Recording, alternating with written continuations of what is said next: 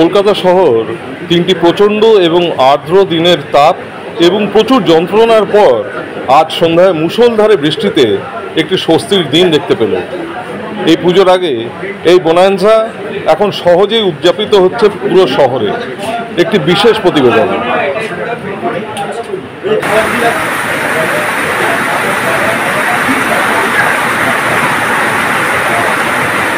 অসম্ভব বৃষ্টি হচ্ছে, অসম্ভব।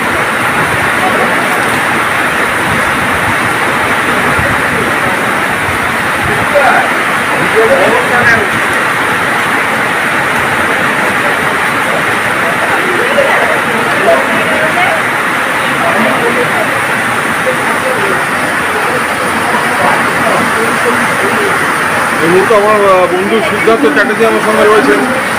উনি ক্লাবের ওল্ড মেম্বার। সিদ্ধার্থ বাবু, কেমন লাগছে আজকে? পরিবেশটা কেমন লাগছে?